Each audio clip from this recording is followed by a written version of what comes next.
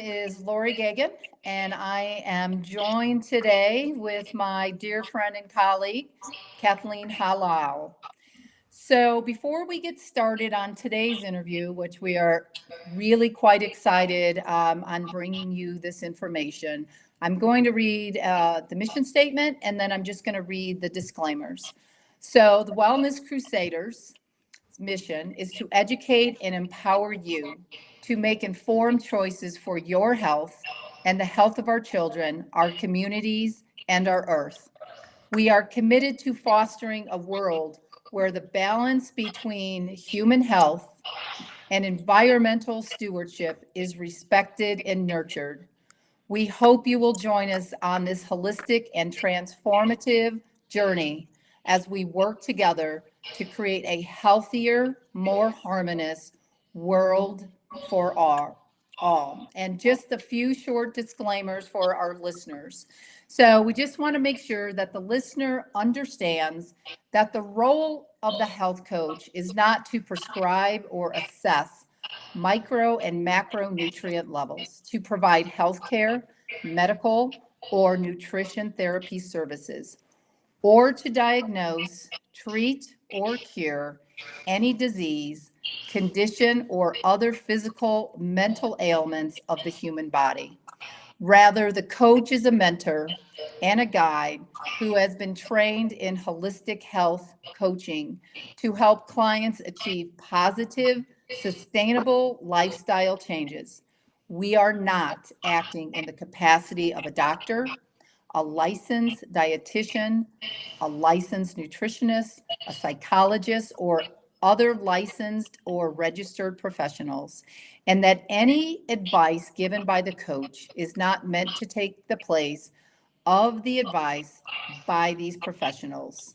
If the listener is under the care of a healthcare professional or currently using prescription medications, the client should discuss any dietary changes or potential dietary supplement use with his or her doctor and should never discontinue any prescription medications without first consulting his or her doctor. The listener understands that the information mentioned in our talks should not be seen as medical or nursing advice and is not meant to take the place of seeing licensed healthcare professionals. So we would like to introduce Blaine Melquest. Blaine and his daughter live in Nephi, Utah. Kathleen and I have been working with Blaine and his daughter for a couple of years on the spraying of toxic herbicides and pesticides that literally are poisoning that town and other towns around the country. But before we get started, I'm going to have quick short videos that I did today. I drove out to Nephi and we interviewed Blaine and his daughter. So we want to go ahead and we're going to play those first few videos.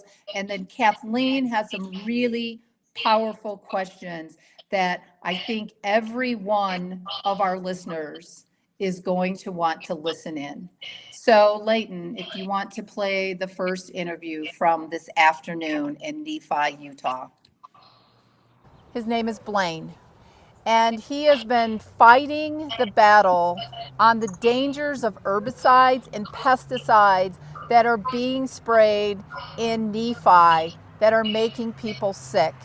So Blaine, I want to ask you, before we get into a few questions, why is the use of herbicides and pesticides your battle? Well, first of all, I've taught high school chemistry for 35 years. Okay. I'm acquainted with the poisons and what they do. Okay. And then we were sprayed so many times by so many entities in the government and in the private sector here that made us sick and made my daughter sick and in a wheelchair. And she's been there for many years. And so we got into finding out how much spraying it's unbelievable how many times places are sprayed and by how many units. we're sitting here in the city park. They spray the parks. The city park where the children are playing. You can We see the have- swing set. You can see the swimming pool. They spray all the parks. They spray the cemetery. They spray the roads. Right. We have a small open restaurant here where people could sit outside. They came down and sprayed through the area the city So did while my basically- daughter was eating her food. So basically, as people are sitting at the local restaurant in hopes that they could be sitting, enjoying some family time, breathing good air, they're spraying these herbicides and pesticides. And I have to say that my website is stopsprayingglyphosate.com. And glyphosate is the active ingredient in Roundup that we know is making people sick. And we know that the science is proving it can cause cancer.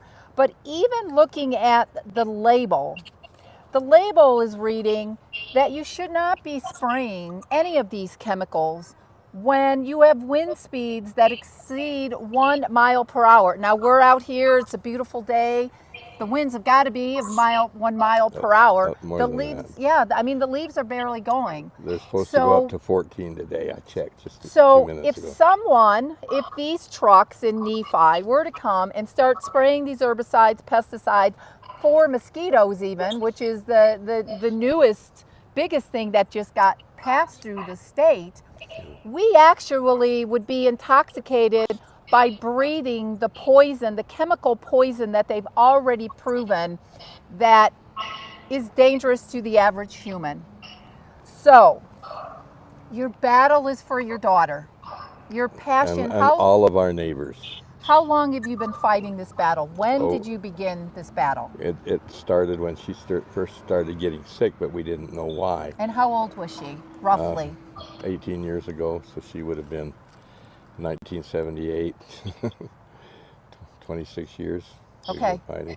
But we didn't know what was happening until 2010 when they sprayed for the rodeo. Right, with the mosquitoes, which we are going to go down. We're going to do a short video. But you found a doctor, Dr. Brian Minch, and he is also fighting the battle at a bigger level than what we can possibly do, because he is also trying to bring the exposure for these toxins that are being sprayed that will kill the mosquitoes, but they're also harming our immune system, the immune system of our elderly, the immune system of our children, our pets that play in these beautiful parks.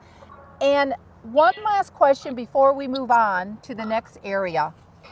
Has the community, have you been down to your local town hall to express that there's dangers in this? And if so, what have they said?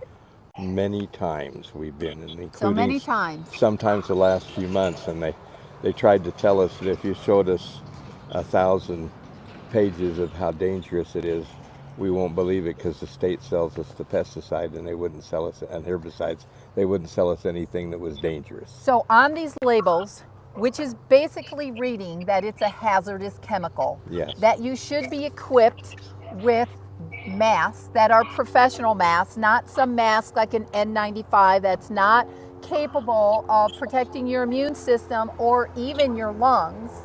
And it's in the labels that are reading here.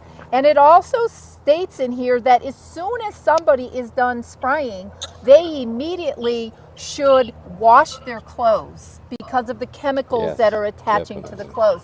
So you spent years trying to bring this up, being ignored, Yeah. basically saying that the state of Utah would not be selling chemicals, it was hazardous to the people who live in the community, human beings that are actually out playing or sitting in these parks and these playgrounds, that they honestly would not believe that the state of Utah would not be selling them a product that could be dangerous to your health, which we all know has affected your daughter's health. And also selling us the trucks, selling us spray to spray up our canyons where people are camping, spraying. UDOT sprayed through here a while back. I kicked UDOT off my property when they, where they came in and they started spraying. I They- said, listen, no more spraying.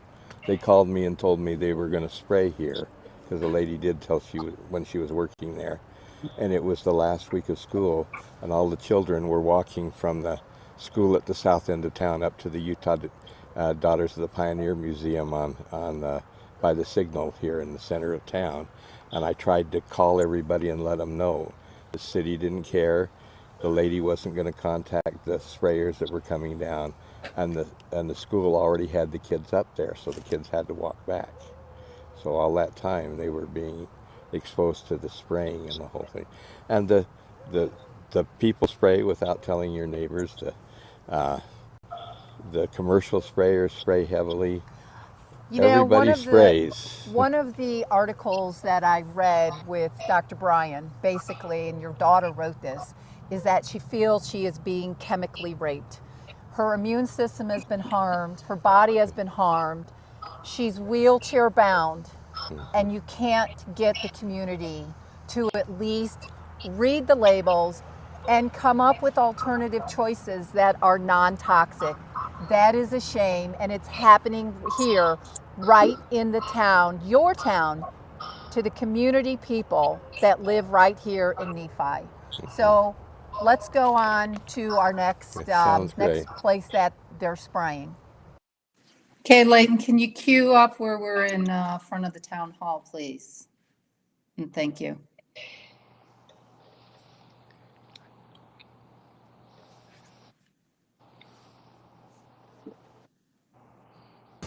Hello, everybody. I'm here with Blaine again, Laurie, Gagan from the Wellness Crusaders, and we're talking about the town of Nephi, the citizens that live in Nephi, and all of the pesticides and herbicides that are being sprayed that Blaine and his family can't get the town to listen to. So we are in front of the building Nephi City. You can see it's a city office, a library, and utilities. And Juab County is behind us. And the main building is behind them. And so basically, Blaine, you have basically taken your complaint about the dangers of these herbicides, pesticides, how many times to the town? Oh, we've been doing it a number of times through the 10 years. times? 20 At times? least, probably more than 20. More than 20 times. To the county as well, many, many times. So you've been taking the complaints, your daughter is wheelchair bound, 20 plus times, and you cannot get them to listen to you about the dangers of what the label itself is reading?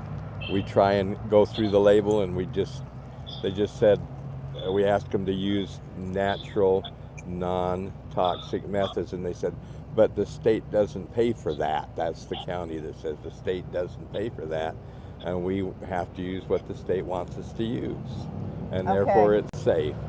All right, perfect. Thank you. All right. Okay, last one, Leighton.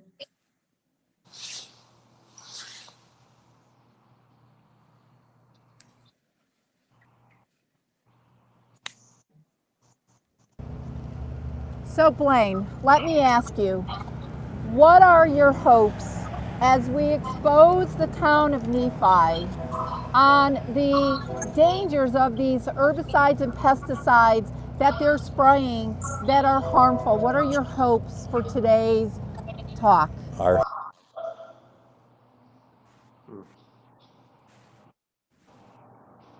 hopes is that we can enlighten them to the fact that they will realize that there are great dangers in the spraying. People are getting sick. People are dying. People don't know what's causing the problem because they're not telling them that they're spraying. They're not telling them they're doing it. And they're not telling them any dangerous problem. They're not being exposed to things. Little technical difficulty here. Everywhere, the people are not being told. And they're being told time and time and again in the paper, it's safe. And it's against the law to say it's safe. So there you have it. So coming from a citizen of the community where they've taken the complaints on the dangers of these herbicides and pesticides multiple times, 20 plus times, and he cannot get the town of Nephi to at least acknowledge that the label on these products like Roundup are dangerous to humans. Thank you, Blaine. Okay. All right, Kathleen, you are up with your awesome questions. Thank you, Blaine, today. It was a pleasure meeting you and your daughter. And we will continue praying that we can get some movement and get this going viral for you. So you're up, Kathleen. Thank you. Thank you. Sorry, I'm muted. Nice to see you today, Blaine. Thank you for joining us. Yes, thank you Thank for you having so us. much for having us. And your daughter, who we're not going to name. I wanted to. I've been looking forward to speaking with you because You too. you're not alone in your concerns. Thank you. And I just wanted to start with some questions so you can kind of tell your story to everybody from the beginning, Okay. and they can understand what you've been going through. Okay. So my first question for you would be, when did you first get sick, and when did you connect your illness to the pesticide applications? With the mosquito spray, they started in 2004 with the mosquito spray. I lapsed at the county fair, and I had to be taken away. And we didn't know why they were spraying, but I had to be taken away, and I had to have somebody else go get my exhibit from the fair because I was too sick to go back. And I just lost one food after another. I was literally starving to death and thirsting to death. I was down to the innards of an onion. I was 80 pounds. We can't hear you that well. Oh, I'm sorry. In 2004, I collapsed at the county fair, and I had to be taken away. I couldn't even go back to get my exhibit because I was too sick. That was the first time that the mosquito spray sprayed. So that was when I reacted to the mosquito spray. And how did you find out that it was the mosquito spray that caused you to be ill? I was on the floor throwing up over and over again, and he was seen spraying my home. And I was so sick, I almost died that night. It is so terrible to suffer what the pesticides do to you. It's excruciating. There aren't words to describe it. Mm-hmm. What I'm saying is, were they spraying around the county fair? Was that why you got sick? Did you see someone spraying, or when did you put it together? They admitted they sprayed at the county fair after we found out in 2010 that they had been poisoning us all those years. And he was spraying my home in 2010 when it was reported to them. He had sprayed my home that night. They actually had, I asked the people that were paying the bills when they started spraying, and they said in 2004 at the fairgrounds. And that was 6 years later that we were told that. And I collapsed at the county fair. And you didn't find out until 2010 that that's what had happened? No, we didn't find out till 2010. They didn't tell us they were poisoning us, and we didn't find out they were poisoning till 2010.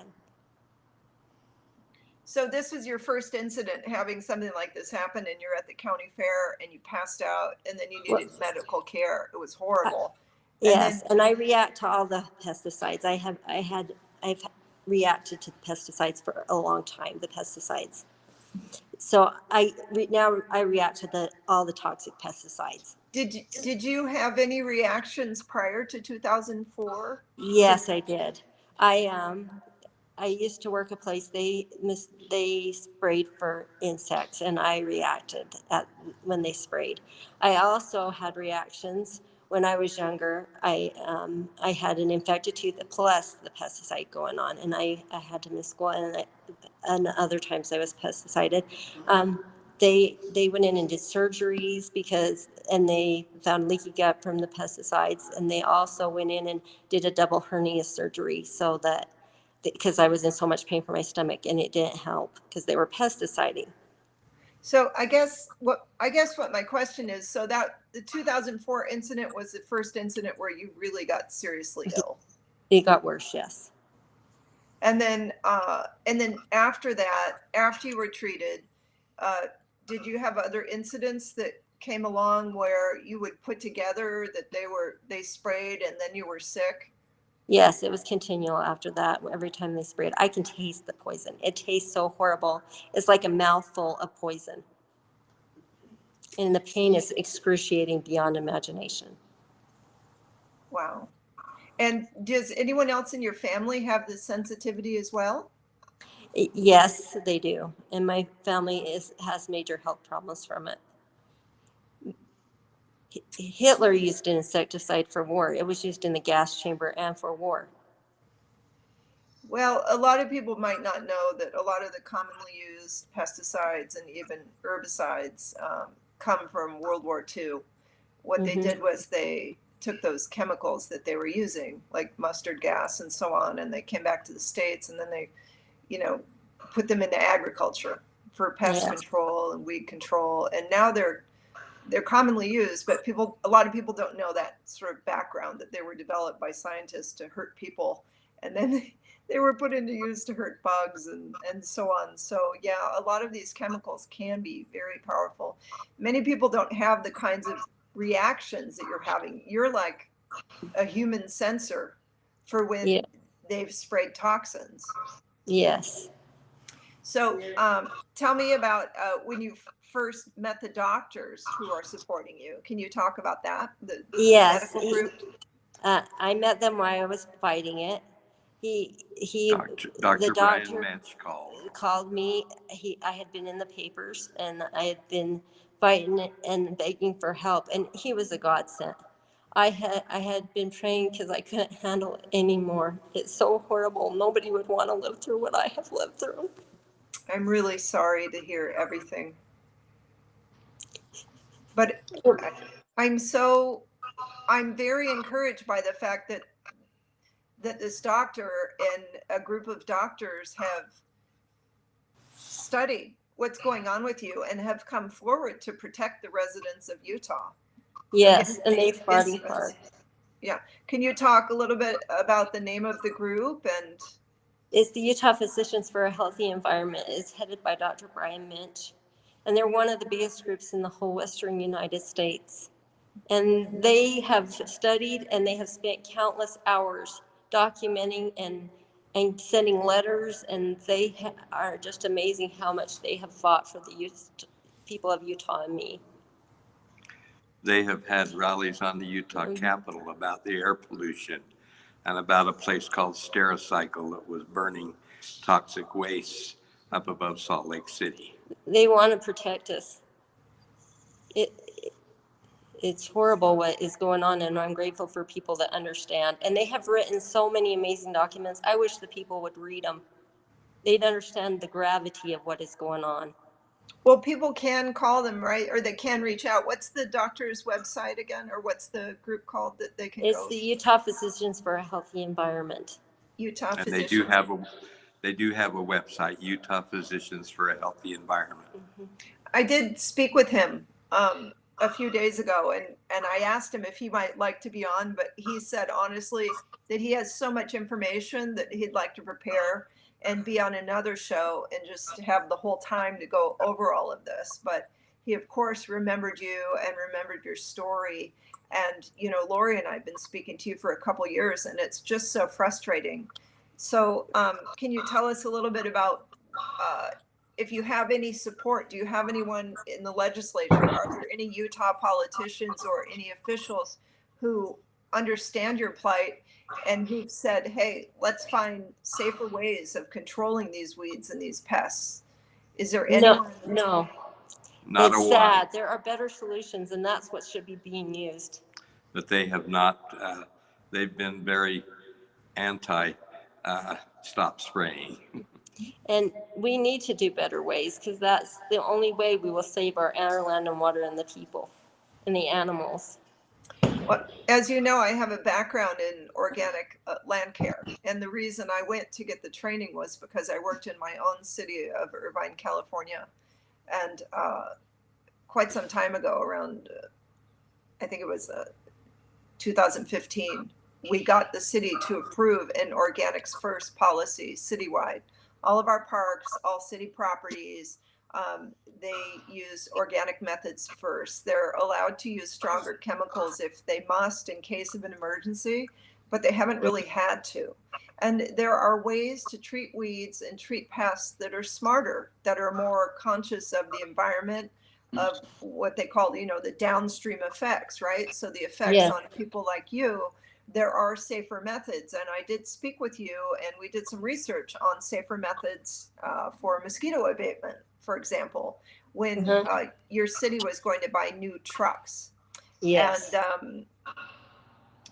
And you went forward and you brought them these options. And actually, in fact, organic methods are more effective than these chemical methods where they spray the fog all over the place. They Yes. poison the environment and spread it everywhere. And if the mosquitoes are flying at that time and they get hit, then the poison works. However, it doesn't tend to get to their larvae. So No. you just get the next batch the next week. Whereas organic methods get to the larvae. It's And true. so they're actually safer for the environment, safer for the residents, and more effective. And Yes. you brought this information to your city, and Yes. what was their response? Did they They say just ignore it. They just go on with the chemicals and chemical salting. And This is the way we trespassing. do it, and we get this, and the state is the one that's directing us to do it that way. And their job is to protect us from these chemical onslaughters. Well, it seems as though the issue is they're considering the health effects of the mosquitoes as posing a risk to the community. That's But they're true. discounting the fact that the chemicals are also a risk to the community. That's true. When I was growing up, I lived in Lakewood, California, just a slight few blocks away from the Los Angeles River. And they treated the gutters with vegetable oil. And they'd come around and spray in front of our houses and everything, and the larvae would suffocate because they couldn't get through the surface tension of the vegetable oil to get oxygen. And it worked great, and it was just vegetable oil. I understand there's been one county here in Utah that's been doing that too. It would be a great thing to have all of them learn that. What county is that? Can you think which I county do that not is? know. It's been long enough ago with my that I can't remember it, but I just knew that for a while they said they were doing it. And they I need don't to know put, if they still are. They need to put back our natural predators. They have killed them off. They can do a lot of taking care of the mosquitoes. Yes, I Bats, mean, dragonflies. there's certainly a lot of that. When you take away the balance in nature, sometimes you create, in fact, usually you probably create more problems because you get rid of that balance. And when you get rid of all bugs, then when the bad bugs are a problem, you don't have their predators anymore. Even bird populations are going down because we're getting rid of all the insects. So we have a reduction in birds. Birds would normally help control insects. Yes. Birds and bats are virtually gone. And we also had the Utah chub. They are raising them here in Juab County because they're an endangered species. And we have the threatened species, the spotted frog, that is virtually gone from the areas where I used to find them. And we need to protect them. They're not here. And I talked to some landowners and they said, we haven't seen one for years since they've been spraying. Wow. Well, I'm really happy that you have your group of Utah doctors who are on your side and who are holding rallies and doing things around Utah to raise awareness. I mean, at least you have that. At least there's someone on your side. I have to say, in all fairness of your city officials or the county officials, I've never met a person who intentionally wanted to hurt someone else with these pesticides and herbicides. I think in their mind, they're thinking, well, it's the most effective method. And they might even be thinking of budgets. They might think, well, it's economical or whatever, but they're not considering the needs of all their residents. When you go forward and you produce medical documentation and you say, I really cannot support this, please don't spray these products. Please find smarter methods. I wonder. The CDC has said it's the least effective, least efficient method of control. Oh, the fogging, mosquito fogging? Yes. Yes, absolutely. That's the fact. That is true. And they should be using safer and more effective methods. Yes. I mean, it's just common sense. But I think that what we need to do is raise awareness so that Yeah. other people in your community and other people throughout Utah understand these things are happening, and they think, hey, wouldn't it be nicer if, we didn't have people applying these dangerous products around our families too. And there's safer ways to do it all. We don't have to use the pesticides that are toxic. There are safer ways. Can you talk about how you brought the science forward that we discussed, and alternative methods of caring for mosquitoes or managing mosquitoes, and you brought it forth to the city council meeting? Is this how it went down? I've been to both city council and county commissioners. I have, they've been offered help for free from experts in it. From around the United States. From around the United States. I have tried everything. I said, please, can you tell me why you won't use non-toxic methods? They exist and they're what should be being used. And that is on record that I asked them about that. Do they answer? What do they say? They said the state sells it to them, so they're going to use it. You asked about the science of it, and I am a scientist. One of the things that I learned when I had to go on a thyroid medicine is I asked, because I have family members that are on it, and every friend I talked to, somebody in the family was on it. I said, how many do we have in Juab County? And 3 separate pharmacists and pharmacist workers said we have about as many on thyroid medicine as we have on blood pressure medicine. Well, blood pressure medicine is about 1 in 3, 33%. And the thyroid medicine across the United States, when I looked it up, was 4.5%. And so I was alarmed, and I told them that.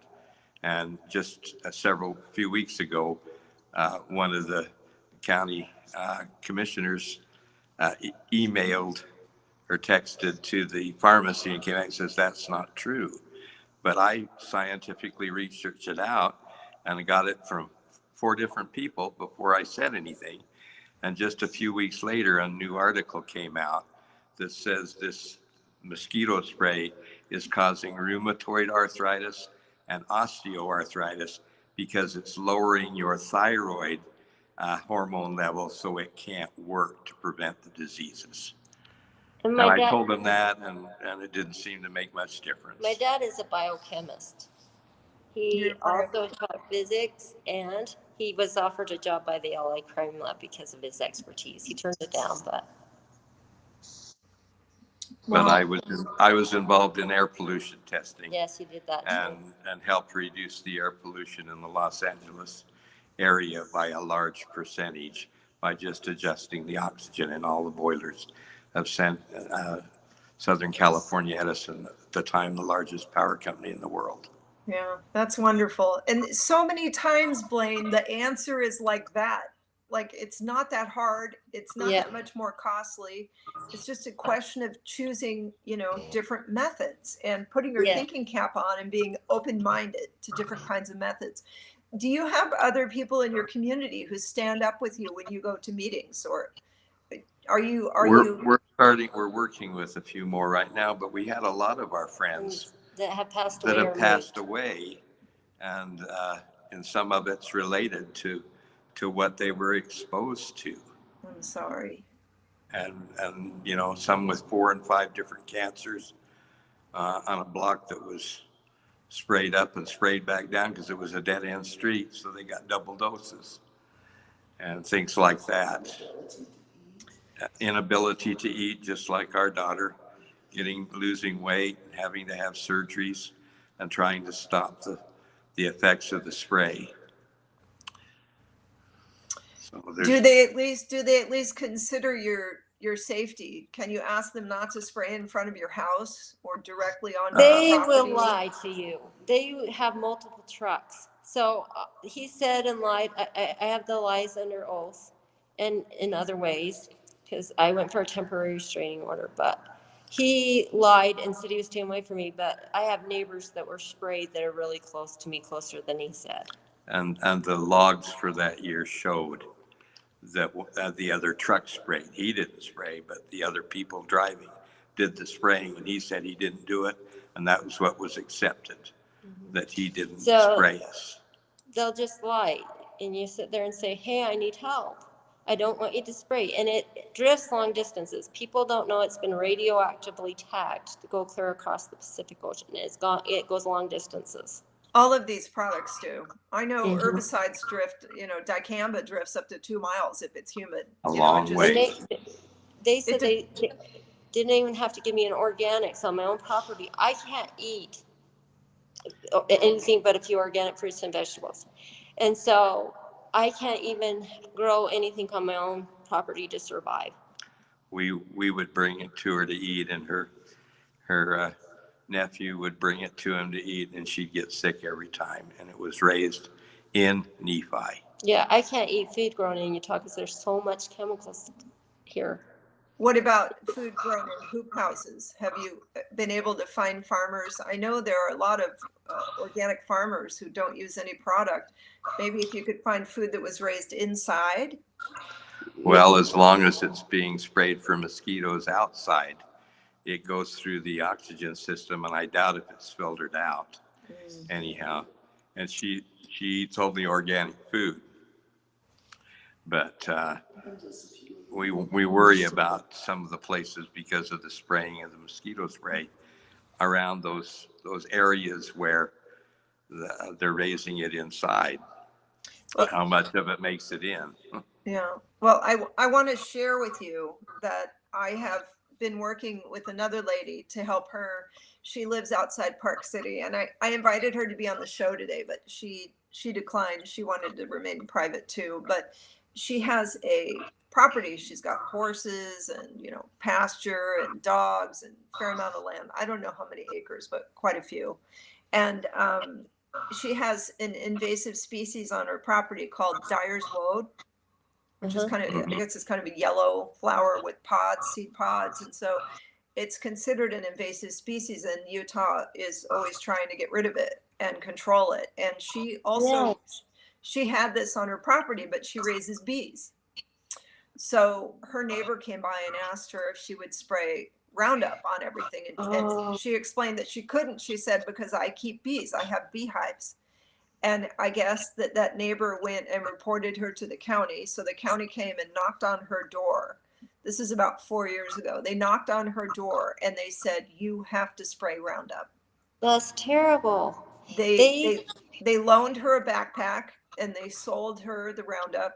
She paid for the Roundup, and she had to spray her property twice, and the wind was blowing and it got in her face. And it just broke my heart when she said this, because they made her do this. And they do make them do it, and that's wrong. We have a relative that had to spray their trees. I do a survey every year for about 10 days in the spring of how many bees and how many monarch butterflies I see. 4 years ago, there were thousands of monarch butterflies. 3 years ago, there were hundreds. 2 years ago, there were in the tens, and last year I didn't see but 2. And my bees count, sometimes this year, as I tried to count, I'd go out and count for an hour on the dandelions and the pond I have, and I only saw 3 in a 5-day period. So I'm worried about the bees going down to nothing, and I definitely am worried about the monarch butterflies, because they're down to almost extinction, and that's what I've observed on my property. Anyway, my relative, he had to spray his, and he was suffering so bad from the pesticides had done to him, he committed suicide. I'm so sorry to hear that. When I heard about this lady in outside of Park City, I thought, on some level, if she comes down with cancer and she was made to spray the product, I wonder if there's not some kind of liability, or if there shouldn't be. There should be. This suffering is so important to consider for our leaders, for people who lead in the county, people who lead in the cities. There are smarter alternatives, and maybe what needs to happen in Utah is people need to get together and research these methods and get together maybe with people at universities, but figure out alternative methods that won't hurt the citizens and won't hurt the environment as much. Well, I wanted to tell you, in my city of Irvine, our population is over 300,000, and they manage 6,500 acres of parkland. There are 11,000 acres of actual open space and parkland altogether. But what they manage is just incredibly beautiful. And since we convinced our city leaders to dump the toxins and to have an organics first policy, our city is more beautiful than ever. And they decided to spend a little more money, but they decided it was worth it to protect the health of the citizens.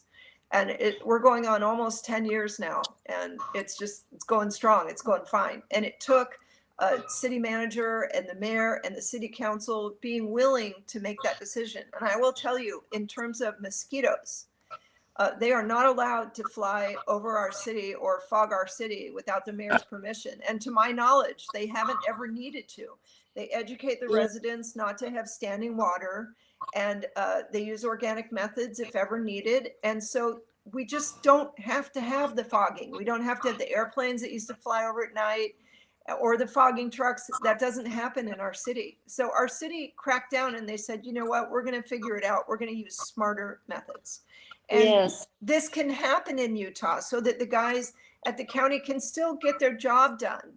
You know, there are other solutions, and my hope is that you can get a large enough group together in Utah and raise awareness throughout Utah that maybe safer methods should be used now. And I think that, well, I've been working with a lot of farmers. I work with a lot of what's called regenerative farmers, and regenerative farming is about working from the soil up, focusing on the soil biology and the life of the soil and preserving and building the soil, using animal rotation and crop rotation and cutting out the toxic chemicals. And these farmers are being very successful. They get a premium for their meat or their produce or their crops, and there's higher nutrient density. There's better nutrition out in the soil. They introduce more beneficial insects that just come back. Beneficial animals come back, and the balance in nature is restored. And then because they're not spending so much on the chemical inputs and the synthetic nitrogen fertilizers, et cetera, they are using what they already have on the farm. So they reduce all their input costs. And then in terms of their produce or meat or whatever it is, when they go to market, they get a premium. So they're super happy, and word is spreading that this is beneficial for the environment, for the farmers, and it actually pencils out for them better not to use the chemical. Yes, I don't want any herbicides or any pesticides, because there's better ways, and it harms people, all of them. We've been to Irvine, California, to the workshops, and I went once to Florida to the workshops from Beyond Pesticides. Yes. Beyond Pesticides, and they're fantastic. Irvine is a beautiful city. It's beautiful. Our parks are amazing. And when the babies go play in the parks, or the dogs play in the parks, or the wild ducks come in and swim in the streams, we don't have to worry. And we have a man that was responsible for getting most of the universities in New Mexico to use the natural methods. And their people are extremely pleased with what they see happening there. And he's dedicated his life now. He watched his friends die from spraying the poisons. And the bug man. The bug man. Yeah, and he can be on Facebook. Many conversations. You can meet him on Facebook. He's very open. His name's Richard Fagerlund. Fagerlund. He's fantastic. And yes, he's thought it out. He loves nature, and he's figured it out. And people in Utah can too. And this is my hope. Lower their taxes. Sorry? It can lower their taxes. They're spending so much on pesticides. It's ridiculous. Well, they are spending a lot, and sometimes other methods are more expensive, and sometimes they're less expensive. So overall, when communities adopt these methods, it tends to even out in terms of cost, and it's just worth it.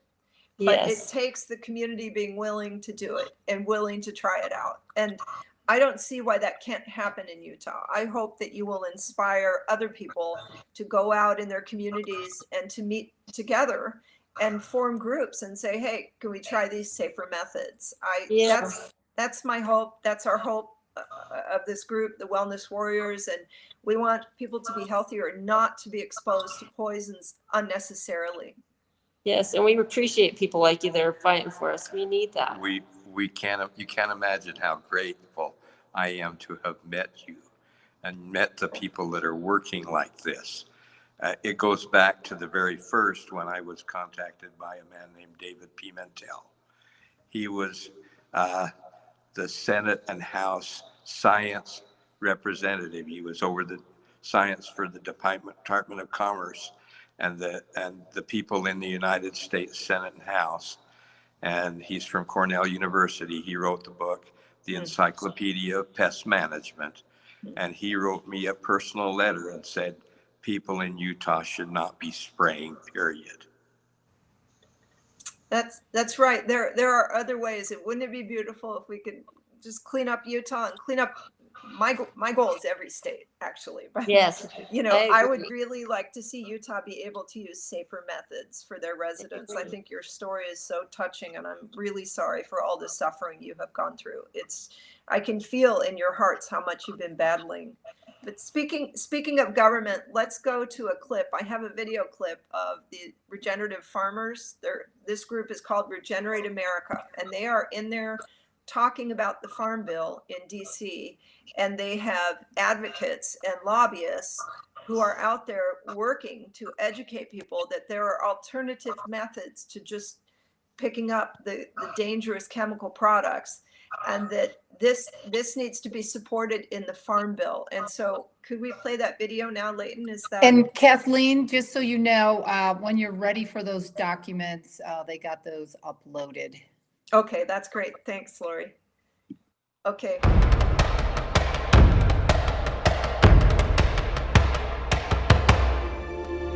Today, we are surrounded by the consequences of degeneration: flooding, extreme drought, fires, habitat loss, extreme temperatures, and failing crops. We keep trying to sustain what's broken, but it's not enough. As a farmer, I have hope because the solution is right under our feet: our soil. I know that together we can regenerate America. Regenerative farming starts with rebuilding the soil, but it doesn't stop there. Combining indigenous knowledge, holistic management, and cutting-edge science, regenerative agriculture improves food quality and security, increases farmers' prosperity, and repairs land function, providing countless environmental solutions. So how do we make regenerative agriculture the norm? The Farm Bill. Despite its name, it goes far beyond farming. This taxpayer-funded bill, costing a whopping $856 billion, dictates how and what we eat, the purity of our air and water, and the management of over half of our nation's land. It impacts all of us daily and future generations to come. The current Farm Bill does not do enough to support all farmers and ranchers in their transition to regenerative agriculture. And each year, we are still losing an equivalent of 4 pickup trucks full of topsoil per acre. My fellow American farmers and ranchers are ready to move towards regeneration, but we need the Farm Bill's resources and support to do it.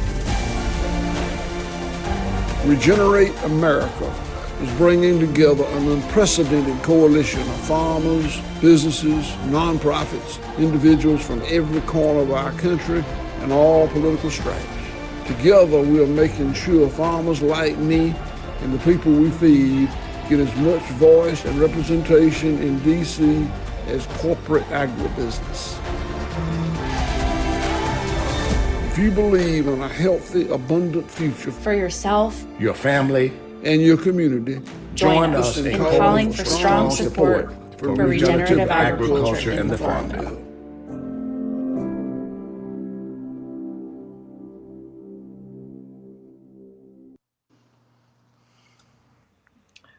It's inspirational, isn't it?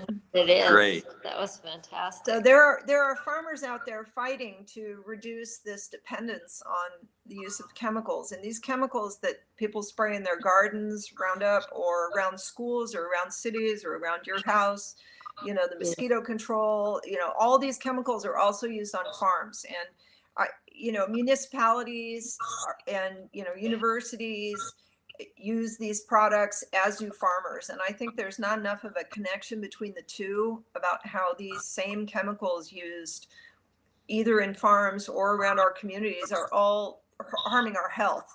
And they're actually depleting our food supply of nutrition. Roundup, glyphosate, which is used everywhere, is a chelator. And what it does is it gloms onto minerals. So the minerals are still there, but they're not available for your body. So they take nutrition out of your body. Once it's in your body, it can pull minerals out of your body that you need. We need minerals. We need food with very high, very dense nutrition, and the regenerative farming is the answer to that. So and touchingly, there's one farmer in the group who lobbies in DC. His name's Wadi Yang. He's Chinese, and he's the most fascinating guy. I met him at a farm conference, and he told me that he was amazed every day that he immigrated to the US. This is so touching. He immigrated to the US and he goes to DC and he advocates for this. And he's amazed by the beauty of our government that he would have the freedom to go and advocate for this. Because he said in China, if he tried to do such a thing, he would go in prison. So we need to use the freedoms in our precious country to raise awareness and stand up for these farmers. This regenerative movement is about to really take off because it's penciling out for farmers, and word's getting around that they have healthier farms, healthier soil, and they have something to leave their kids that's not completely chemically ruined. So this whole awareness is so important. But I have to tell you that discouragingly, there's a rider that was inserted into the farm bill, which the chemical industry, they always push for these kinds of things, and it's called HR 4288. HR 4288 is something that was inserted by Mr. Johnson of South Dakota and Mr. Costa, who referred this to the Committee on Agriculture. And what this HR 4288 says is within the farm bill, although there's a good section for the regenerative farmers, this says within the farm bill that communities should not have the right to pass any regulations or city policies that say you can't use certain very strong chemicals around the residents. It limits communities' ability to clean up what they're using and use safer products. It says that you can only use what the EPA says, and you can't go beyond that. And then the lobbyists go to the EPA in DC and they pass everything. And with the Roundup lawsuits, we have seen how truly weak those regulations can be, and that scientists can be bought by companies like Monsanto who write things up and stick in their own rules and regulations, just whatever's convenient for them. And then they get scientists to sign off on it, and the EPA goes along with it. So we need to be careful to preserve our rights in communities to have safer policies passed and to protect citizens. And I also have a question about that. Yes. My question is, why are they taking away citizens' rights? Those rights don't belong to them. They're protected under the Declaration and Constitution. They're to be removed from office when they want to impede those rights. Yes, well, they try to slip these kinds of things in all the time, and they don't usually pass. But we need to remain aware, and we need to write to our politicians, whoever's representing us, our representatives, whoever we can think of, and tell them, please oppose HR 4288 within the Farm Bill so that our communities can retain our rights to pass regulations and policies that do more to protect our citizens than the EPA is currently doing. And the other thing I wanted to say to you is there was good news for those of us who are not fans. I don't know, Leighton, do we have the picture of the Bayer lawsuit, the $2.3 billion award that just came down last week? Read about. another gigantic award that a jury awarded, because when juries hear these stories of basically the corruption behind the scenes that have gone on in the approvals of products like Roundup, they're just going to keep punishing this company until they do something about it. And so, now you have people who will buy Roundup, use Roundup, they won't even think about it. But then, these lawsuits are going on, and citizens are coming forward and they're saying, no, we're bringing suit, and here's a science, and you're going to pay more and more. Now, this 2.25 billion is on top of the 10 billion Bayer has already agreed to pay out for Roundup. And there are thousands of lawsuits coming behind this. So eventually, I'm hoping they stop. But the unfortunate thing is their other best-selling product is a glufosinate-based. It's called Cheetah Pro, and that's not safer. And I get a lot of calls from residents all over the U.S. where these things are applied and then the dogs die. My neighbor just had to incinerate her puppy 2 days ago because they applied glufosinate and then her dog died. So dogs get sick, dogs die. They're particularly sensitive to this chemical. So, when we go forth to our communities, the idea is not to substitute one bad, dangerous chemical with another one. The idea is to use smarter methods that are safer for residents. And this is what we're all about. That's what Laurie's about. It's what Patty's about. It's what Jessica's about, all of us. We just want people to be safer and healthier in their communities. So, I would ask that people who are listening, please contact us, contact our group, the Wellness Warriors, and start to form bigger groups, because we need to educate and inform our city and county leaders everywhere and ask them to please opt for safer methods. And it starts with awareness. It starts with education. And I walked into a Tractor Supply store in Hebert one time. I was looking for a nozzle, and there were two men at the front door when I walked in, and one was seated, and they said, we'll help you, over this way, right to this aisle. And I started saying that I was working with a non-toxic herbicide because I was so concerned about Roundup, and I was trying to help people find other solutions. And they started helping me. And the taller man, the one who was standing up, said, hey, I can't remember the name of the guy, but he said, oh, this guy knows all about that. And I go, well, what do you mean? And he said, well, he's suffering from cancer, and he used to work for the county, and he was one of the applicators of Roundup all around the county. And he told me, he said, yeah, I was the guy in the truck that held the wand out and sprayed it at the side of the road. And he said, now I'm dying of cancer. Yes. And I met Rachel Carson when I was in high school. Oh, my goodness. To her speak. And it was a life-changing thing. And Gordon B. Hinckley, a former LDS prophet, said she is a true hero for what she did to stand up for the people and say, this is not right.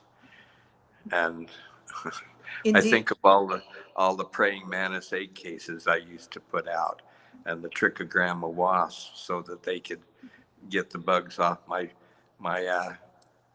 orchard without having to spray and do anything else.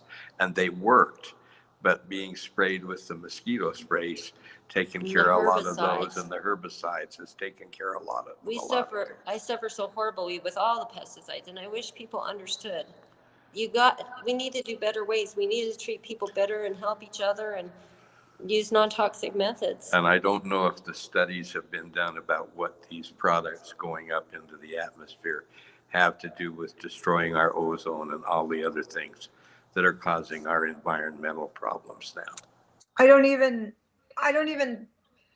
I'm positive that it's doing more, but the list of things that these chemicals are doing, just, in terms of our health, our bodies, our rivers, the wildlife, like deer and birds in the wild. I know naturalists, the deer and birds are running around with tumors, if they're in farm country around where they spray these fields. And we're just poisoning everything. We're hurting everything. We're hurting the water supply. And the interesting thing with the regenerative farming, the more I learn, the more fascinating it is, because the healthier the soil is, the healthier the plants are. And the more plant cover, the more healthy plant cover you have, Do The you know the more people the plants work with the atmosphere to create rain. Did you know Yes, that? and the more lack of drought we have, that we You need cause droughts to by having stop. barren soil, and the chemicals cause the barren soil. And then when you have these plants that are planted within these, unhealthy fields, you can put in chemical nitrogen so it looks green, but the roots aren't growing deep. They're not really reaching in the ground. You don't have the balance of minerals and bacteria and fungi, and they get mycotoxins, and they have, different illnesses on the plants, and then they buy more chemicals to treat the illnesses. It's sort of like it's a vicious cycle. Yes. And these regenerative farmers, they are experts because they need to be, and they're being very successful, basically going back to the ways of our grandfathers. Yes, and do you know the people that established here were told to keep the soils pure? Of course they were. God made the planet, right? Yes.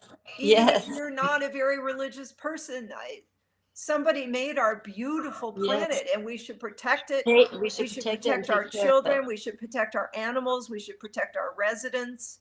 Mhm. And sometimes I'm surprised when, religious leaders don't speak out more against these chemicals, because the chemicals are really unhealthy for the whole system that we should be protecting. Yes. We got to protect it. We got future generations coming. And the more the onslaught of pesticides gets worse, the more they will suffer. That's right. And even just thinking in terms of farming, the farms that we have, the farming families, they've had these families for generations. They want to pass them on to their children. They can't pass them on to their children if they're completely poisoned and denuded of healthy topsoil. Yes. The miracle is that we can use different methods that are not so chemically intensive, That's true. that restore things to the way they should have been. Yes. And you can grow your herd of cattle. You can have healthier crops with less disease. You have less need for chemicals, the fewer chemicals you apply. I'm sure you know this, Blaine, being a scientist, that it's all a cycle. It all relates to one another. Yes. Everything has its reason for being here, and we need to keep everything alive and keep everything going. I was shocked at one point they put on their website they wanted to eradicate mosquitoes. I'm like, that's not what you're supposed to be doing. And how many mosquitoes does a bat eat? A lot. A lot. And I don't see any bats anymore. You can put out bat boxes and they'll come back. If you have a healthy ecosystem, you can put bat boxes out and they'll come back. You can use those little cups with the organic, mosquito control that control the larva. There are other solutions, and we just need the willingness to look into them. And we need to unite. I mean, the more people that unite, the better off it will be, that they will understand that there is better ways and we need to be using them. That's exactly right. I understand. Laurie can correct me if I'm wrong, but we did build a house up in Hebrew and we weren't able to keep it. We're going to have to look for another one. But when we were building, Laurie and I went to the county office, and from what I understand, they give away Roundup and 2,4-D for free because they're concerned about the invasive species of weeds in Utah. And they give these things away for free so people will go out and spray and get rid of the invasive species. And I just have to wonder if there's not a smarter way to control these problematic species. There is a better way. And ours has done a handout in the past too. They have handed out, and they have been fought really hard on that too. Yeah, I've seen people spraying the edge by their lawns with their little kids crawling through the Roundup. I've seen that happen many times, and it just doesn't work. It's so scary to see those poor little children being exposed. I think, why don't they cut the weeds and stuff like that? Even with the invasive species, there's better ways to take care of it than they're using. And I want to know who decided that dandelions are a weed that they need to get rid of. They attract bees. They do something beneficial. bees and monarch butterflies by the thousands. They Yes, have and well, the other thing is that weeds are often a symptom of a problem in the soil. They're a symptom of an imbalance in the soil, and a that we lot need of to times fix. you can reduce weed pressure by examining the soil and having simple inputs like calcium or gypsum. You know, there are sometimes simple answers. And Yes, so correct. I just wonder if we can't put our heads together with some of the agronomists in the beautiful state of Utah, in your universities or scientists or farmers, and see if we can find safer solutions for the population, especially when it involves children. That is my pet peeve too. When I see kids, you know, exposed to these chemicals, it's just, it doesn't make It's sad sense. to me how many children have been ruined by the pesticides. They're known to cause ADHD and autism, just Which to we name a have few. rampant in There's Utah. so much health problems it causes, but those are just a couple. And sadly, I know that's true. I'm involved with a lot of parent groups of kids, you know, nationwide who have autism and other conditions, and you know, these parent groups who get together to try and find treatments to improve their lives and improve their conditions. And there are actually a lot of solutions out there. There are a lot of solutions, but it's been proven over and over again that these environmental toxins do contribute to the explosion of children's health issues. Yes. Absolutely. I've seen them spray the native thistle, and within 20 minutes, I've seen the cattle grazing up in the forest eating them and the deer eating them. And it worries me about our whole ecosystem. Well, hence the tumors that the naturalists are seeing of the deer running by, you know, with the big tumor on their neck, and the birds, you know, it's just, I don't know. It seems so short-sighted to reach for the bottle because it's the quick answer, and then you can go home and have a beer or whatever. You know, like I'm certain that there are better methods that we could use to protect the environment. And I just wonder at what point, given the lawsuits and given everything else, and the decline of our nation's health and so many people with chronic health issues, you know, at what point does the awareness count in decision making? Yes. I walked into my hardware stores just a couple of days ago, and I read on the internet that Roundup was to be pulled from the store shelves by the end of 2023, and there were 10 times more stuff there than there was last year. Still there. Do you know what they did, Blaine? They slightly changed the formula. Yeah, but it's, from what I understand. It's terrible.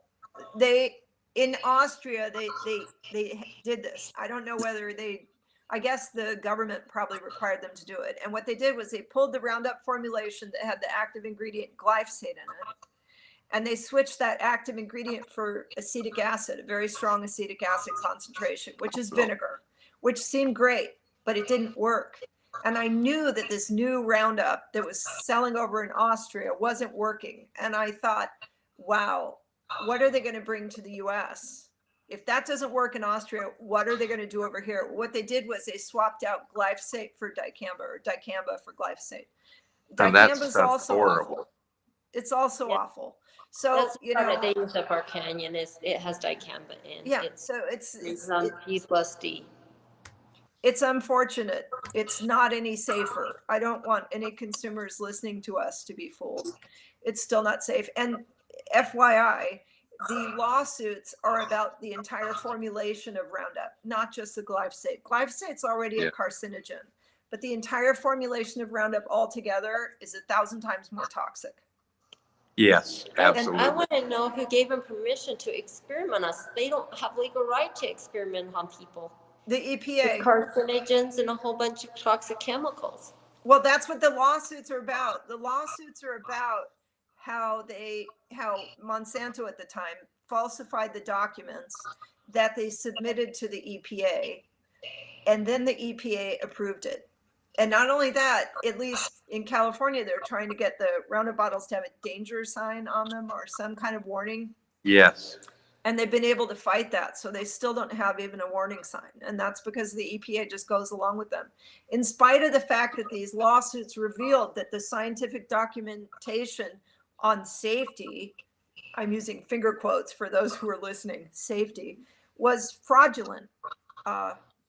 It's not been proven safe, this formulation. And in fact, it's a carcinogen. So what happens is they keep losing these lawsuits when there are competent lawyers who are good enough to stand up to Bayer's fancy pants lawyers, and they win. The more wins, the more losses they suffer, maybe the more awareness will grow. But my fear is that they'll just substitute Roundup for some other nasty herbicide. They have a people need to understand there's a revolving door. The chemical industry goes back and forth between the FDA and EPA and that kind of thing. And the industry. You need help from people that care to actually protect the people and the animals and the environment. Well, this is why it's so important that we act locally, because our Secretary of Ag in the United States is Tom Vilsack, and he's been our Secretary of Ag forever under several presidents, and he's the definition of the revolving door, because he works in the government, and then he goes to lobby for Monsanto, and then he comes back to the government, then he lobbies for Monsanto. He's an attorney and a lobbyist, and this is for some reason allowed, but it's we have to stop it. And I think that our best bet is to work locally. So I think that what you two are doing is so important. Thank you so We will much. continue, and we're never going to give up. And we thank you for the ability to be able to share with the people. And I hope those that are listening will study it out and find out that what we're saying is true. It's our pleasure. We are the Wellness Crusaders, and the reason we have that name is because we want to help people like you be well and safe. We'll keep going. It's Good. a matter of life and death for everyone. So many. Yes. It'll eventually affect everyone. It starts with some, but the more you spray and the longer you spray, the more people get real affected. It's true. So Blaine, I have a question and a comment on our interview today, and I'm hoping that you could let Kathleen know too what ended up happening and our listeners. So you were talking about an opt-out bill, the form that the residents of Nephi would be able to like fill their name and say, I don't want my yard sprayed, or I don't want you spraying by my yard. Could you just talk a few minutes? Can you share that with our audience, please? The city council met a number of times and wrote a letter that they sent to us. They didn't present it to us in a meeting. They sent it to us by mail that said, we have recommended that the county mosquito spraying do two things. And one was that they have an opt-out form on their website so people could not be sprayed. And the second thing was that they would notify the city when they were spraying, and so they could post it on the website. And neither of those happened. And we went back to try and talk to them. And the city council said, we've already dealt with that. We're not going to talk to you about it in a meeting. And so nothing was done. And I talked to one of those that was on the city council that signed that letter. And she said all he had to do was do what he promised to do, was to put those things on the websites and to have an opt-out form, and neither has ever been done, and that's been years ago, and we still have the letter. I would like to say something. People need to know how, where, when, and what they're being exposed to get proper medical attention. That is a must. I've asked times what they were spraying with in different places, and most of the time they won't tell you. And how do you tell the doctor what you've been exposed to if they don't tell you? Spraying dozens of times on Interstate 15, going up and down, all you see is a flashing light and a big hoot spray thing spraying the side of the freeways on both sides. And there's no way no warning that you can get off and go around, or no warning to tell you that you're being exposed to these herbicides that they're spraying on the freeway. And they're doing it continually.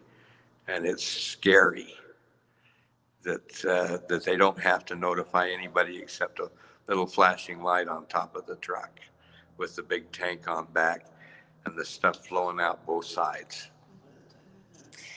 And Blaine, can you tell us the name of that local restaurant where we were standing, where they spray when people, and your daughter included, when they were spraying these poisonous toxins? What was the I name of was it? going to look at the new name. It's changed ownership recently. It's right across the street from the north end of the main park on 6 North. What was It used to the be- what was the It former used name? to be Reed's Drive-In, but Okay, It was Bard's before that. it was Bard's Drive-In before that, and Reed's It's Drive-In. Nebo Queen now. Nebo Queen. That's right, it's Nebo Queen. okay. We will try and see if we can get some information, just so that they have it. So maybe they can help, help you request as well. But are you ready to go for Q&A, or do you want to keep going, Kathleen? Your choice. It's fine if we have callers, yeah, absolutely. We invite people to call if you want to put the number up. And Then, yep, Leighton's going to put it up. So for those of you wanting to call in to ask questions, the number is 385-899-2134. And we are ready to take your questions. And until we get somebody calling in, Kathleen, I don't know if you have any follow-up comments or questions for Blaine or his daughter. I just want to say, for people who are listening, I mean, not just for you and your daughter, Blaine, but for people who are listening, if you can form a group and get the ear of your community leaders, somebody, one city council member, one mayor, one county advisor, anyone. There are professional experts in landscape and weed control who can be consulted about finding methods that are non-toxic for the community. There are experts available, and I hope that many of the decision makers, if they hear your pleas or anyone else's pleas around their community, that they consider finding different methods for taking care of these pests and these weeds that protect the residents. It's not worth the cause to destroy the whole environment, just because you want to get rid of mosquitoes or a certain weed. How about finding better answers? I sincerely hope that leaders will be interested in consulting with experts who may have learned alternative methods to what you learn from the chemical dealer down the road, or the extension, or whoever it is who's got, the chemical industry's backing. I hope that we can get the experts out front that have alternative methods, so that we can have county and city leaders consider this, even at the state level. Yes. That would be great. And we do have a caller. Leighton, if you want to bring the caller in for them. Yep, let me bring them right in. Hey, Joe, you're on live with the Wellness Crusaders. What question do you have for our 3 lovely guests today? Hi, Leighton, it's still on. Hey, Jill. Hey, you're on live with Kathleen and Laurie and Blaine. What question do you have for them today? Oh, I just want to talk to them and ask them, what is a really good solution to this problem? It depends which problem. Like, it depends whether you're talking about mosquitoes or weeds, and which species of weeds, and what the situation is like. So, there's not one blanket answer. There's putting on your thinking cap, looking at the situation and saying, what's a better way to control this pest? Yes. That won't expose people to toxins. So I am NOFA accredited, which is Northeast Organic Farming Association. I went through that course, and I work all the time with farmers and organic landscapers who have alternative answers that, it turns out we don't need these nasty chemicals in every case. Maybe if there's one rare emergency, possibly, but the casual application of these products day after day is really a shame. Really a shame. They are not the only answer. It is not better living through chemistry. We're learning that the dose does not make the poison, which is the other pitch they put out there. Actually, these chemicals in parts per billion and parts per trillion, so in tiny quantities, can have serious effects on our bodies, down to the cellular level, down to the DNA. They can affect us for 4 generations after this one. I mean, all of this is heavily proven in the science. And so there's really, in my mind, there's no more excuse for not paying attention to what you're using just because it's convenient. So the solution is to consult experts who are trained in organic and safer methods, and, you know, to ask the professionals, to call professionals in. And, you know, in my city, when my city converted, we brought in a professional. We got a scholarship, and it was through Beyond Pesticides, actually. They sponsored having an expert come in and consult with our city. And then our city landscape supervisor, Dennis, he was just willing to go for it on his own. He had some ideas and he went for it and he figured it out. And then lo and behold, we got an award from the California State EPA, Department of Pesticide Regulation, for our amazing IPM in Irvine. It's been very, very, very successful. Nobody's going back. Nobody's going back to the chemical means where, you know, on this day and this month and this week, you're going to apply this chemical and then you're going to apply this chemical just because that's what the calendar says. Like, that's not the way to really landscape. You have to pay attention to nature and find out what nature needs and why you have those weeds in that place, and then control them in responsible methods that don't harm residents, like Blaine and his daughter. It's really frightening. Do you know in Disneyland they even use garlic to control it? You can plant stuff. Disney In World. Disney World. They use garlic. You can plant stuff to control things. They use cats too. They let the cats out at night at Disneyland. They let cats out to control rodents. You know, so I mean, you know, a lot of farmers use owls, Laurie. Yes. Voles, critters in the fields. You can put owl boxes out. You know, Blaine mentioned bat box for mosquitoes. Gold feet weeds. Yes. I had 2 ducks that I had behind my one house, and they would vacuum my lawn and take care of every bug that was in it. They went into my garden and never hurt the things I was growing, but they sure took care of the bugs. They fertilize it. You know, they're featured. That movie, I don't know if any of you have seen the movie Big Little Farm. What's it called? The Biggest Little Farm? Is that what it is, Laurie? And they have a problem with slugs, and they want to cry. It's so terrible. They have this huge slug invasion, and they figure out, oh, ducks, and they let the ducks out, and the ducks fertilize the soil under their crops and eat all the slugs. It's amazing. There are always answers like that are better than pesticides and chemicals. I have one more. All right, well, that next question you have, Jill? Yeah, I have another question for Blaine. Does Blaine feel that if we were to get some local people together here and talk with all the evidence that we have, with enough people in Nephi to it, that they want a solution, if we could present a solution, do you think Nephi would get behind us as citizens if we could put something together? Would enough sign on to it? Because obviously, there are solutions that we need the Nephi people to demand it. Yes, I know, and from what I see with our county commission and things like that they do not want to change. They want to just keep spraying. But people can change things But if we unite. people can change their minds.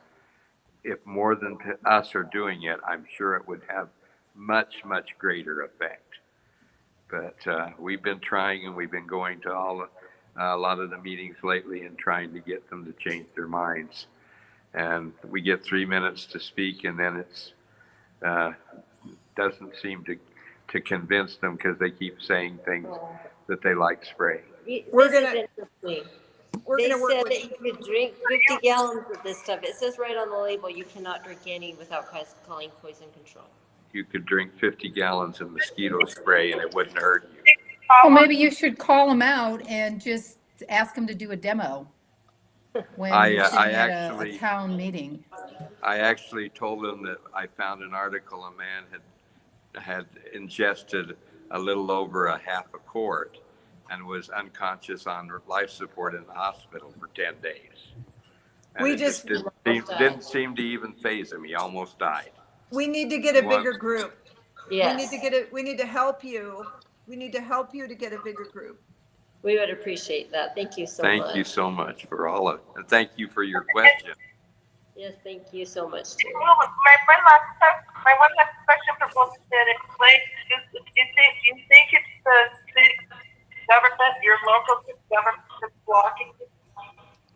I can't understand what She you're wants to know if your local government is blocking you. Pretty much. Yeah, they Block us. We've fought so hard.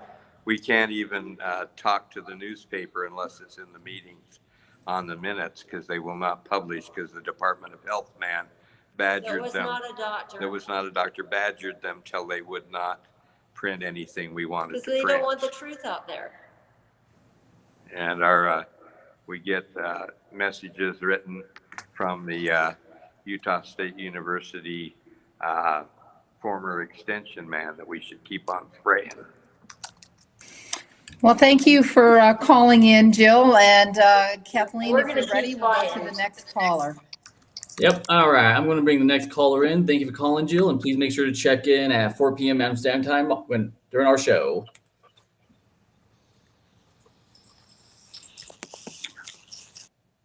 All right. We should have our next caller in, Jessica. Oh, hold on, let me bring her in. All right, Jessica, you are live with the Wellness Crusaders. What question do you have for them today? Hi, Wellness Crusaders. This is Jessica. I am one of your Crusaders. But I wanted Hi, to Jessica.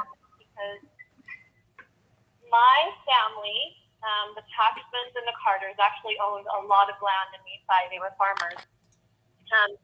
We're from the distance now, but I can only imagine what is going through their heads right now. They're turning in their graves, hearing what's happening to their beautiful town. They were so well known in the city of Nephi. But beyond that, I wanted to know, what can we do in our own cities to make a difference? Is there a letter we write to our legislator? Like, what action can we take besides using safe products in our yard? What can we do to try and shift and create a change in our own hometown? Let me answer that. I co-founded an organization called Non-Toxic Communities, and you can go to that website, nontoxiccommunities.com. And there are a lot of ideas on that website. And I've stepped down. I'm just an advisor now for that organization, but we put a lot of information up there. Science you can bring forth, information about forming groups. I mean, the statement, for Jill's question about, when Blaine answered and he said, well, we only get 3 minutes to talk and then that's it, and we move on. In my city, when we had the legislation passed, we had Boy Scout troops, we had Little League teams, we had groups of mothers and children who were fighting cancer. We had all kinds of groups coming in. And so by the end of the session, they had to limit our time. But when you have like 50 people that get 3 minutes each, that's when you start to get attention.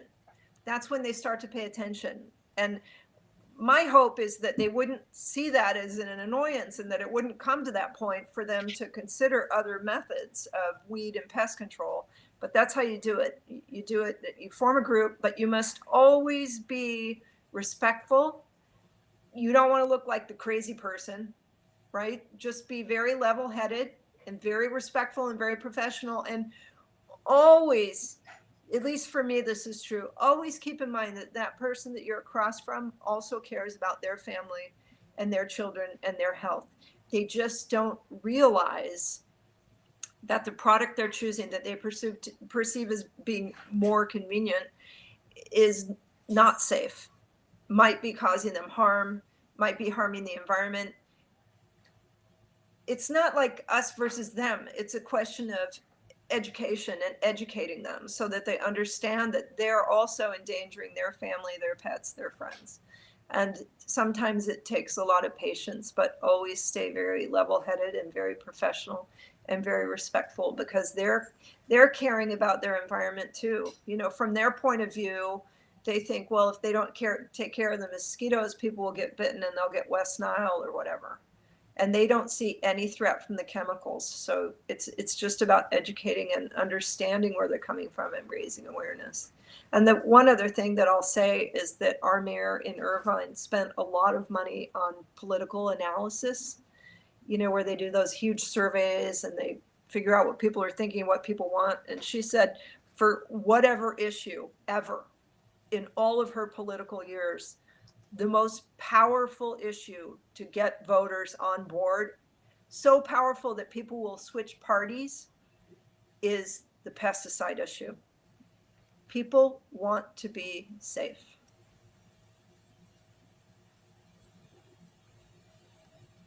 Agreed with that. And as we're waiting for the caller, Blaine and your daughter, if there is anyone from Nephi listening on this, and it's recorded, it's going to go viral, what would you like to say to the people who run the town of Nephi, who haven't listened really to you at this point, but now that we're getting the truth out there, what would you like to tell them?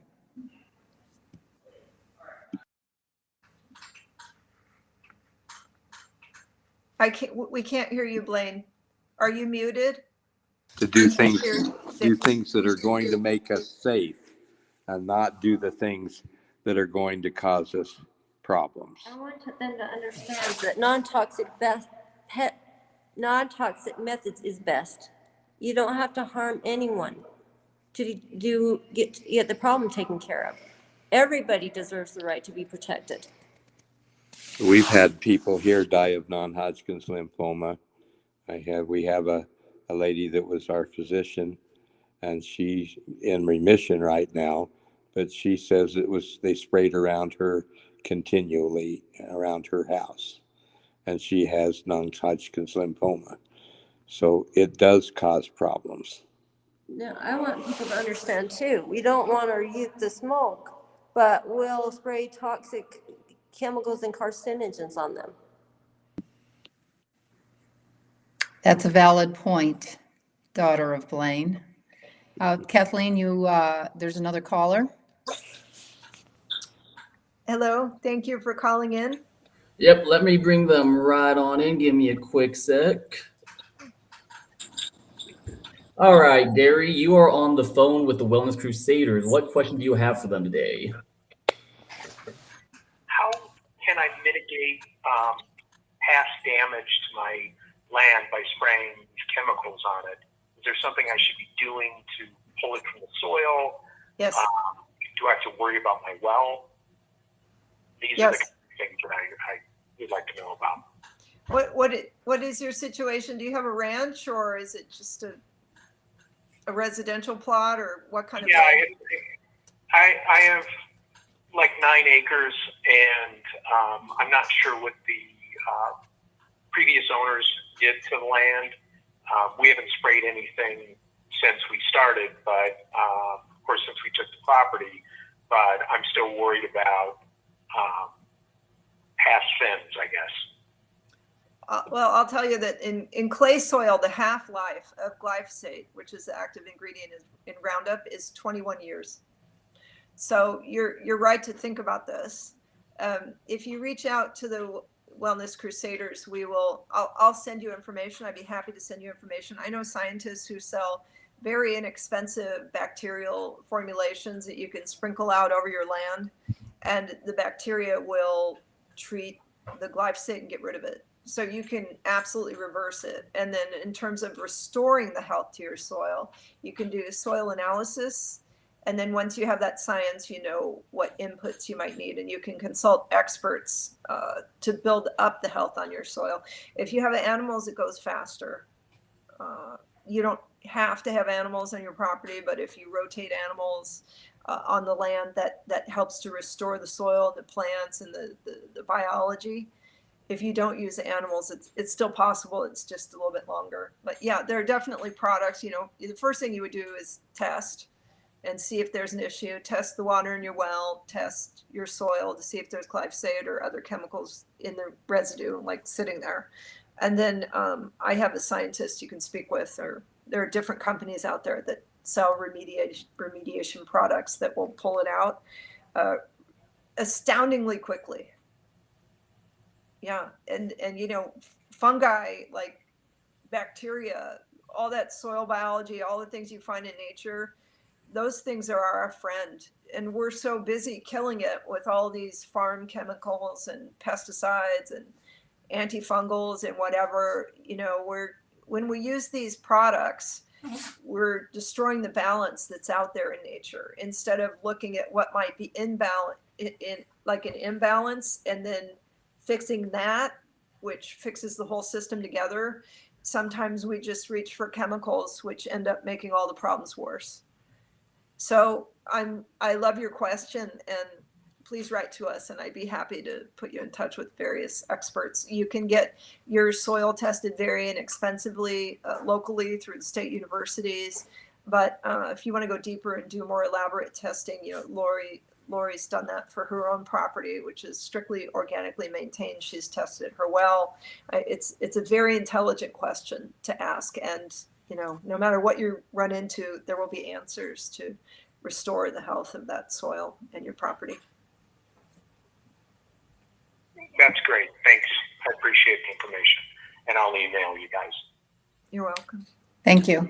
Yep, So thank you. Kathleen, as we wrap up, Blaine, I just wanted to make one other suggestion that Kathleen and I would be more than happy to coordinate some type of a workshop. I mean, we'd be happy to, rent, a facility. I don't know, the town hall, if they have a room, but we would be happy to come down and educate the people of Nephi in hopes that we could get a little bit more traction on this. If you think that there would be other people in your community that would want to listen, even if it's just five is better than none.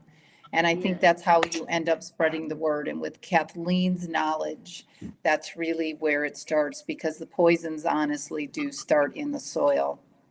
That's true. That's true. Well, we'll have to look into that and do what we can. Thank you so much. We've just appreciated you people and what input you have given us. And these people that have called in, I hope people will be willing to talk to their city council and their county commission and say, we need to do more to stop the poisoning. Yes, you two are so brave. You are so brave. And I feel like if you bring in the right experts to provide the answers that your elected officials need in order to get the job done, if we can give them other solutions, they may be convinced, if they would be open to considering alternative solutions. That would be wonderful. Thank you. I think when you have your program with Dr. Mensch, you are going to hear some extraordinary things that we would like to see done, because he is a fantastic man. And his association, sounds like he... and I've met a number of the doctors too, as they attended rallies on the state capitol to do something about the air pollution. Fantastic. Oh, you're so welcome. And I'm just very sorry for your suffering. And I hope we can find answers that make everyone happy. I will tell you, in my city, when we first started coming forward and we started saying, please stop using these toxins, we weren't that well received. We kind of got the brush off too. But then as our group grew and we came to them with solutions in hand to help them and to say, we understand you have a hard job managing this city. We understand you have a hard job managing these weeds, these mosquitoes, whatever the concern is. It's never us versus them. It's let's work, all of us together, to find a smarter solution that benefits our town. Like I said, I was never bitten the nights I irrigated all night, when we had the birds and the bats and the predators that took care of it, and the orb spiders out in the gardens that I don't see a one of anymore. It will be wonderful to present some alternatives. I've tried, but maybe we can keep trying. You never know when they will listen about mosquitoes and weeds and all the pesticides, that they don't need to use them. Absolutely. Well, thank you so much for being on our show. We're so grateful. Laurie, I don't know if you want to close or add anything. You know, I do want to add something that Blaine, when we were talking today, and the town of Nephi gets the free toxins, the free Roundup, the 2,4-D, whatever else, the Liberty, all the other materials that his daughter was showing. The product may be free, but the cost to human health is not free, because there are thousands and thousands, if not hundreds of thousands of dollars into medical bills trying to heal their daughter. And they are not the only citizen there in Nephi. So if you think that the cost of the state of Utah, who wants to hand you over something that's poison, and you can read the label for yourself, if you think that the cost of the product is free, it's costing your health, your freedom, and the ability to not make a choice to protect your family. So I hope that everybody on this call walks away with something. And if you need any further information, you can get a hold of Kathleen at info@thewellnesscrusaders.com. You can email us in. There's 4 of us in our group. There's Kathleen Hallal, myself, there's Jessica Endicott, and there's Patty Reese. And we are here to support you and provide solutions. So thank you from the bottom of my heart, Blaine, and your daughter. It was wonderful to personally meet you today after 2 years of chit-chatting with you on the phone. And we will continue to fight this battle for you. That is our promise. Thank you, and we just look forward to everything we hear about you. And you have a wonderful evening. Thank you, Kathleen. The questions were awesome, and the additional information. And again, all the stuff that Kathleen showed, if you want the videos, go ahead. You can send her an email at info@thewellnesscrusaders.com. And I hope everybody has a wonderful evening. Yes. Good night for now.